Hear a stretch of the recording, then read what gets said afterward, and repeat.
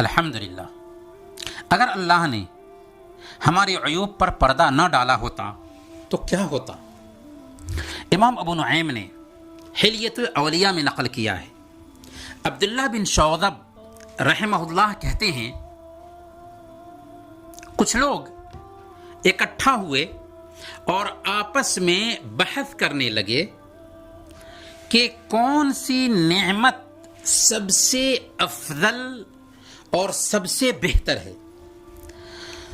سب نے الگ الگ رائے دی کہ یہ نعمت سب سے بہتر ہو سکتی ہے، یہ نعمت سب سے بہتر ہو سکتی ہے۔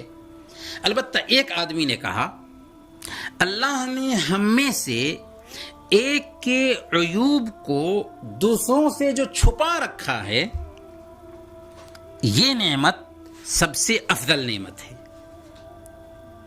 اس رائے سے سب نے اتفاق کیا اور کہا کہ واقعی یہ نعمت سب سے افضل ہے کہ اللہ تعالیٰ نے ہم میں سے ہر ایک کے عیب کو دوسروں سے چھپا کر رکھا ہے۔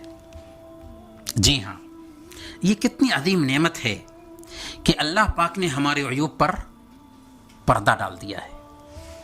ہم نے اپنی زندگی میں کیا کیا حرکتیں نہیں کی اور 24 گھنٹے میں کیا کیا نہیں کرتے ہیں، ذرا دل کو ٹٹولیے اور من سے پوچھئے اگر اللہ نے انہیں لوگوں کے سامنے کھول دیا ہوتا تو کیا ہم لوگوں کو اپنا منہ دکھانے کے قابل ہو سکتے تھے؟ اگر اللہ نے ان پر پردہ نہ ڈالا ہوتا تو کیا لوگ ہمارا چہرہ دیکھنے کے لیے تیار ہوتے؟ لیکن کتنا کریم ہے اور اب جس کے ساتھ ہم معاملہ کرتے ہیں کہ جس کی نعمتوں میں پلتے ہوئے، جس کی نظروں کے سامنے ہم نے اس کی حرمت کو پامال کیا، لیکن پھر بھی اس نے ہمارے عیوب پر پردہ ڈال دیا۔ ابن مسعود رضی اللہ تعالی عنہ نے بہت ہی پتے کی بات کہی، بہت ہی پتے کی بات کہی۔ انہوں نے کہا کہ لو ان للذنوب رائحۃ ما جالسنی منکم احدا،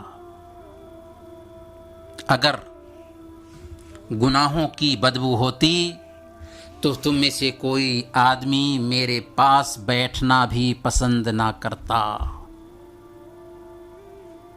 فلا تزکوا انفسکم هو اعلم بمن اتقى، اپنے نفس کا تزکیہ مت کرو، وہ زیادہ جانتا ہے کہ اس کا تقوی رکھنے والا کون ہے۔